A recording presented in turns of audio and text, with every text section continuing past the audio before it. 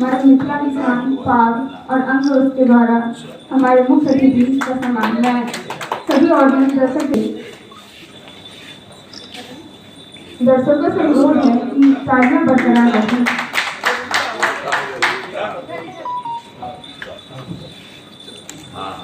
एक बार जोरदार तालियां कुमार सौरभ सर के लिए। अतिथि देवो भव हमारे भारत में इसकी परिचित है कि हम विदेशियों के भी सम्मान में कोई कसर नहीं। मिथिला पेंटिंग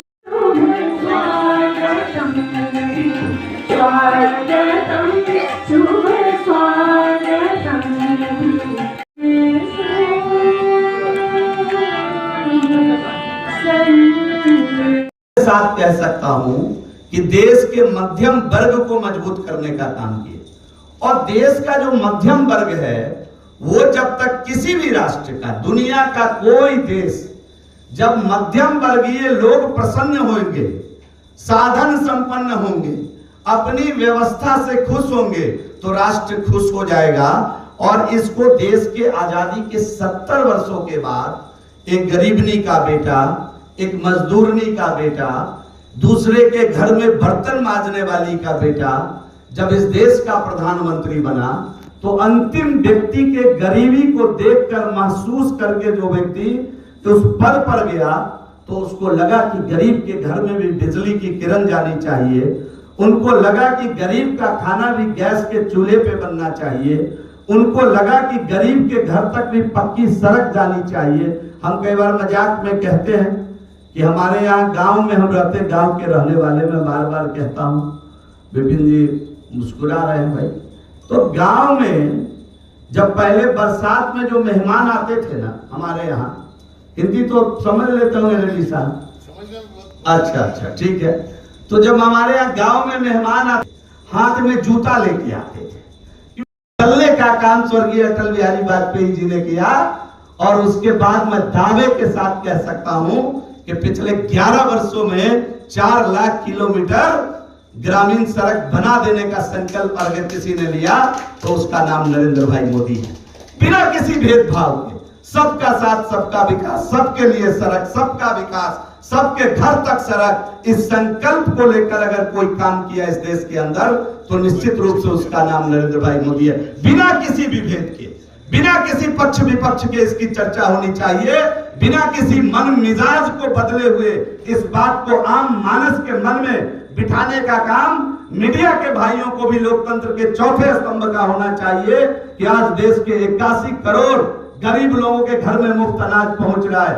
आज देश के 12 करोड़ लोगों को शौचालय अगर बना, बात बड़ी छोटी है, लेकिन हम लोगों ने देखा है, हम लोगों ने उसको देखा है सुबह और शाम गांव की कि किस प्रकार गांव की महिलाएं भी सड़कों पर शौचालय जाने के लिए विवश होती थी।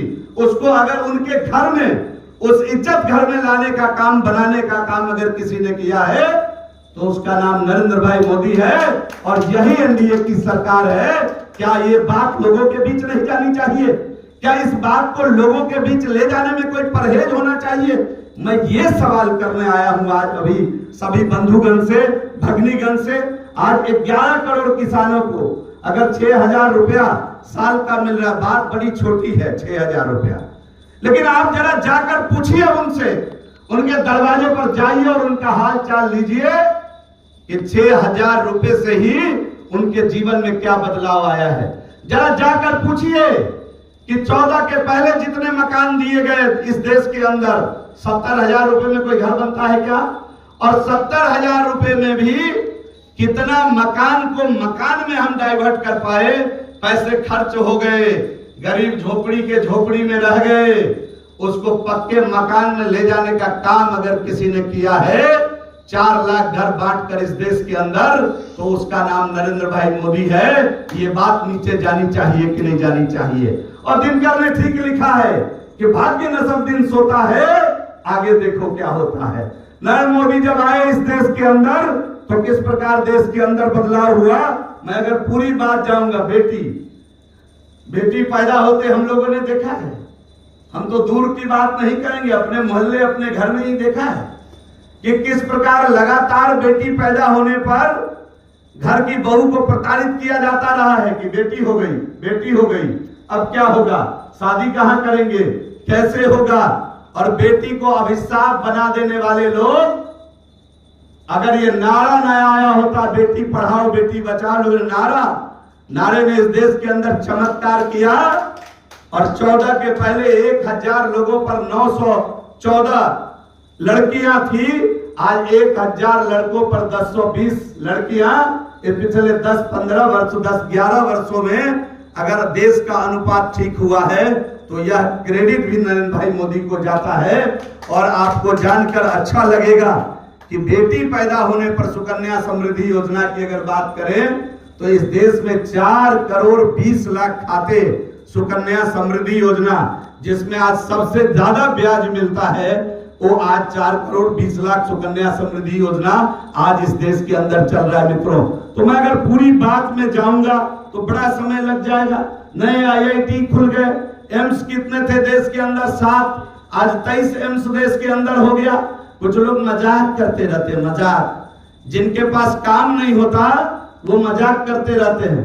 IIM खुल गया और क्या देश को गौरव नहीं हुआ कि 104 सैटेलाइट इसरो ने एक साथ अगर इस अंतरिक्ष में छोड़ने वाला दुनिया का पहला देश हिंदुस्तान अगर बना, एक साथ छोड़ने वाला, तो इस देश के लोगों को अभिमान होना चाहिए कि नहीं इसरो पर, इस देश के लोगों को गौरव होना चाहिए कि नहीं इसरो पर। ये बात अंतिम व्यक्ति तक पहुंचना चाहिए कि नहीं पहुंचना चाहिए, ये बात मैं आपकी अदालत में खड़े होकर कहना चाहता हूं। और तो छोड़ दीजिए, धारा 370 हट ही नहीं सकता का नारा देने वाले लोग, धारा 370-35 से हटाकर कश्मीर तक अगर रेलवे लाइन ले जाने का काम अगर किसी ने किया तो उसका नाम नरेंद्र भाई मोदी है। और सांस्कृतिक क्षेत्र की अगर बात करें तो अगर काशी विश्वनाथ कॉरिडोर बना देने का काम किसी ने किया, राम मंदिर बना देने का काम किसी ने किया, सीता मैया मंदिर बनेगा इसका संकल्प हम अगर बिहार के लोगों ने, एनडीए की सरकार ने अगर लिया तो ये एक बड़ी उपलब्धि। सोमनाथ मंदिर पुनर्निर्माण की बात कर लीजिए, केदारनाथ मंदिर कॉरिडोर में पुनर्निर्माण की बात कर लीजिए, तो सांस्कृतिक विरासत को भी सहेजने का काम किसी ने अगर किया तो उसका नाम नरेंद्र भाई मोदी है। मैं अगर पूरी बात रखूंगा तो बहुत समय लगेगा, मुझे खुद ही यहां से जाना है। तो मैं 2 विषयों पर मुख्य रूप से चीजों को रखा, यही जिनकी मैं चर्चा कर रहा हूं। दुनिया का नायक, सर्वप्रिय, मानप्रिय, जनप्रिय, लोकप्रिय, अति प्रिय नेता दुनिया का नरेंद्र भाई मोदी 18 को मोतिहारी चंपारण की धरती पर आने वाले हैं। और संजोग से मैं पूरे कार्यक्रम का प्रभारी हूं, तो मुझे आज यहां आने की इजाजत नहीं मिल रही थी। मैं तो सौरभ जी को कहा कि 18 के बाद बढ़ सकता है तो बढ़ा लीजिए, इन्होंने कहा 2 बार बढ़ चुका है, अब आप आ ही जाइए। तो कल मैं रात यहाँ परमिशन लेकर के आया। मैं सभी स्वजन, प्रियजन, छायाकार एवं पत्रकार बंधुगण, भगनीगण सभी का एक बार पुनः साधुवाद देते हुए, आप सभी को बधाई देते हुए, धन्यवाद देते हुए, एक बड़ी विनम्रता के साथ एक आग्रह करते हुए कि जो उपलब्धि है, जो राष्ट्र ने तरक्की की है, जो राष्ट्र के अंदर बदलाव हुआ है, आज अगर 23,000 करोड़ का किसान का बजट बढ़ करके 1.25 लाख करोड़ हो गया, ये छोटी छोटी उपलब्धि आज राष्ट्र को बड़ा मुकाम दे रहा है। आज अगर 11वें नंबर से 4थे नंबर पर राष्ट्र का अगर आज दुनिया के अंदर अर्थव्यवस्था पहुंच गई है, तो हम समझते हैं कि आपको भी सेग्रीगेट करके कि ये न्यूज नीचे तक पहुंचे। देखिए, हर बराहट में मत रहिए। कोई न्यूज मिला, हाउ टू स्प्रेड, हम पहले इसको फेंक दे लोगों के बीच। आप लोकतंत्र के 4थे स्तंभ है, आपकी जिम्मेदारी पूरी है कि कोई गड़बड़ी सोसाइटी में नहीं फैले, इसका चिंता भी करना और इसके लिए चिंतन भी करना आपकी भी जवाबदारी बनती है।